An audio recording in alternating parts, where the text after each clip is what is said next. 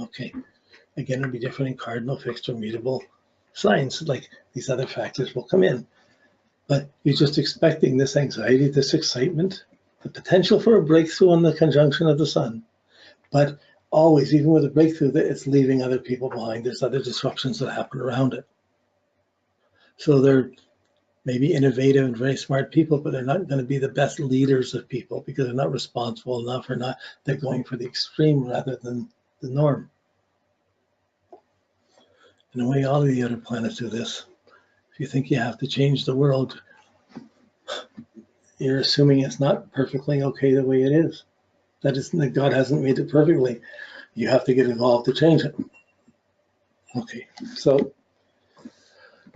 with Neptune, the next fire outer planet, the planet of romance and adventure, boy, we get in a lot of trouble from romance. If you have a conjunction square opposing from Neptune, you're going to be fanciful, you're going to be dreamy, you're going to be gullible, and either you can be very fanatically believing, very visionary with the Sun conjunct Neptune. But even if you're very visionary, you're going to feel alone because you don't fit in everywhere. You're extra sensitive. And with that extra sensitivity, there's more pain and more vulnerability. So, boy, it's easy to expect things of others. And if they don't live up to it, what's the big deal? Well, it would be a big deal for you if you had Neptune to your Sun. What was that song? I'm never going to dance again. Guilty feet ain't got no rhythm. I shouldn't have done this. I should have done this. Let me do this for you. Let me help you. I don't want to be helped. I got to let me help you. I don't need help. Like, you got to let me help you. Like, it can come out, well, you should be living this. We should be doing this. So Neptune's involved in most religious beliefs. It's a planet of faith. So the Neptune to the Sun conjunction has a lot of faith or vision in its creative expression. That's a very mystical thing, generally a positive mystical thing on higher levels.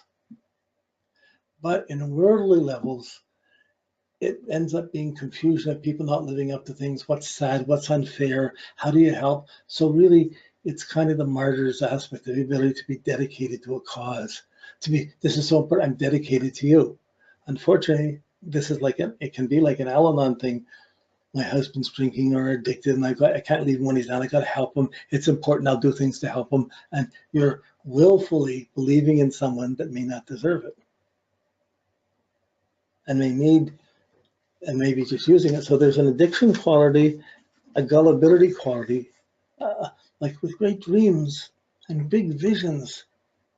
By the time you're having big visions, you're not watching the little stones by your feet.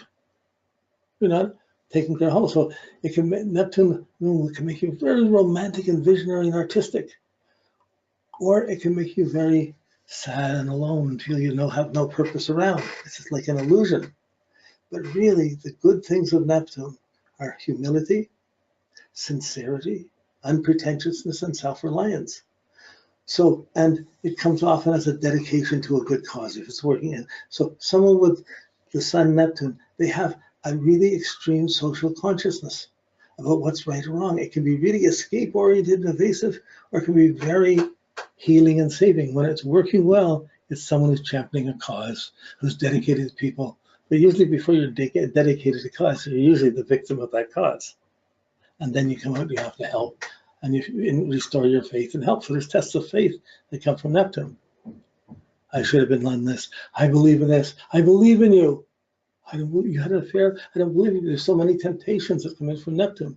And there's so many options that it's a dream, it's a big scheme, but it's also a haunting guilt and sorrow, and creates dependencies and inadequacy. So with Neptune, when you have the Neptune aspect, you just have to be honest, simple, sincere, and hope. Usually you find a dedicated cause, but as soon as that cause becomes, I'm only dedicated to this person or this thing, you often get into codependency, and all the things of codependency with alcoholism, with drugs, with people, with trading off with people. This is a Neptune factor.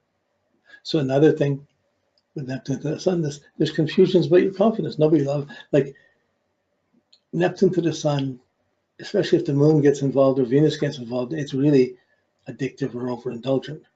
But you can get in dependencies, believing in other people, having to have a happy hour, getting drunk, escaping. So it could be a romantic dream, and then everyone thinks that's too fanciful, what's real?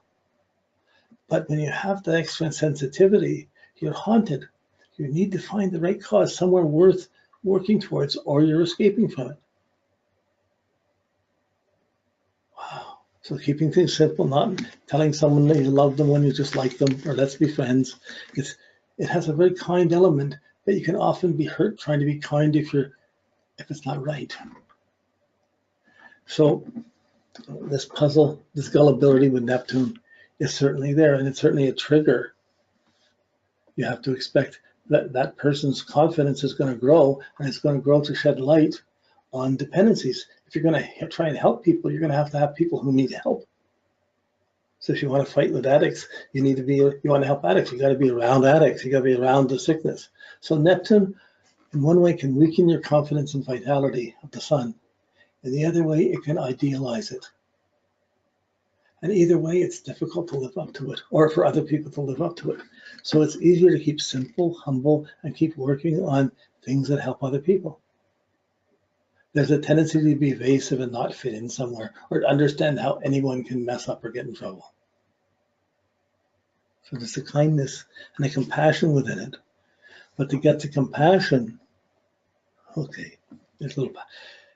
First, we have depression. We're depressed. Why is someone depressed? They're depressed because they're frustrated, they can't do anything, there's a problem, there's nothing they can do about it. They're depressed. Really, it's a mask for anger because they're depressed because really they're mad as hell and they're angry something wrong happened and there's nothing they can do, so they feel depressed. So they impose a depression to cover up the anger. So they don't do much. They're depressed.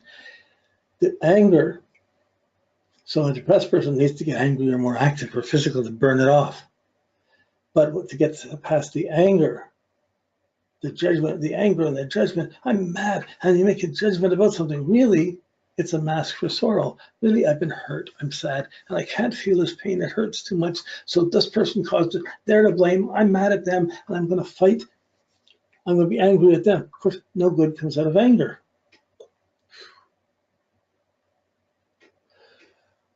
But anger is the mask for sorrow, it's covering up the sorrow. So instead of judging and getting angry because you're sad, how come they made me sad? It's how come I attracted this? And eventually when you get sad and the worst things get happening, you're so sad, it turns into compassion. And compassion is wishing no one else would have the sorrows I have. Not wishing your sorrows on anyone else. This is the underbelly of Neptune, the expectation, the sorrow, and the blames, the guilts, the messianic visions. It's all centered around simple compassion, helping, caring, giving. So if someone has the Neptune Sun aspects and they're helping others in some way, or they're self-reliant or living very simply and self-reliant, that's working well. As soon as they get out of it, there's going to be all kinds of complications around it. Neptune weakens. It's way out there.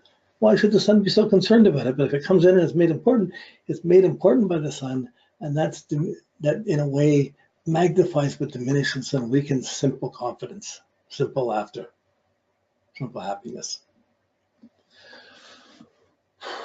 Okay, so when we get to Pluto, so you have the excitement, we have the romance and the guilt and the sorrows and the expectation of Neptune. Then we get to brutal choice, the brutal reality, the tough love reality check of Pluto. So imagine someone with a Sun Pluto meeting someone with a Sun Neptune.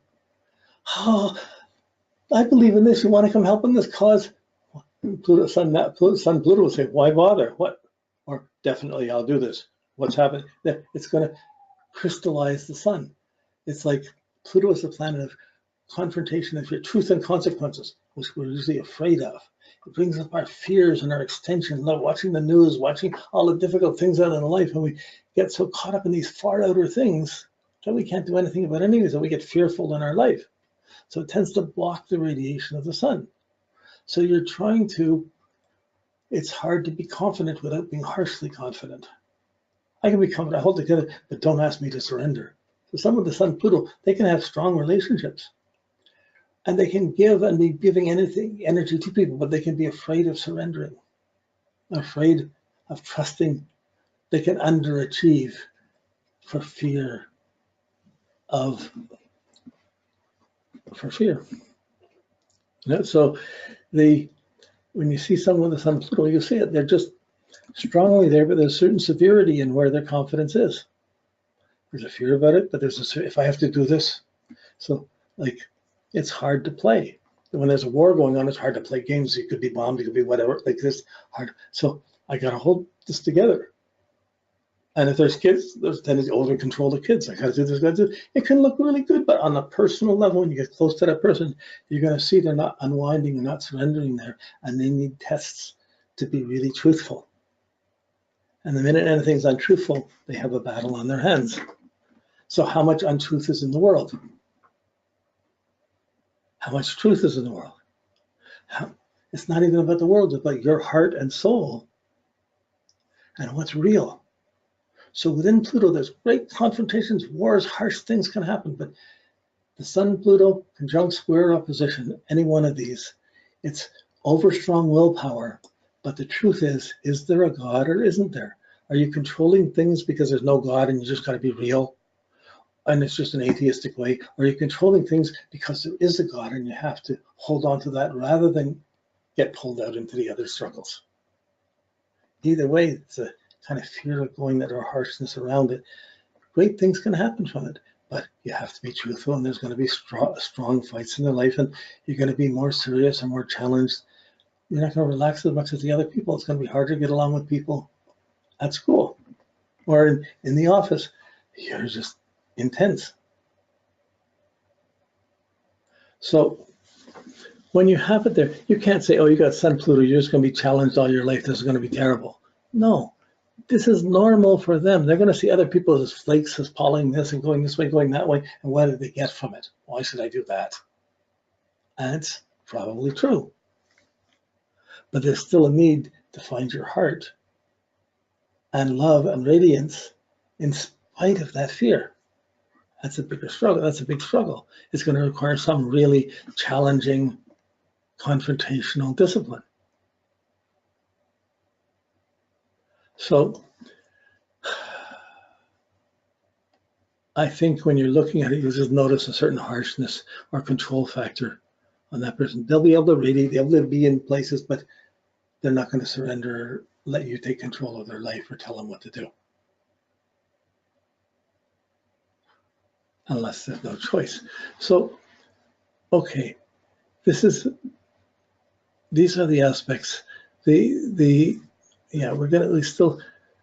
I haven't put them to the angles. We're gonna do a last class on the planets to the angles and look at it from the angles. The angles aren't functions; they're points of sensitivity, and the planets come in and can affect them. But just as they can affect the houses or affect anything. But this was a pretty good run of the sun, I think. Sleep on it. You'll see there's, yeah, okay, thank you. Next week, we got Mars to deal with, and I'll see you then. Thanks. Bye-bye.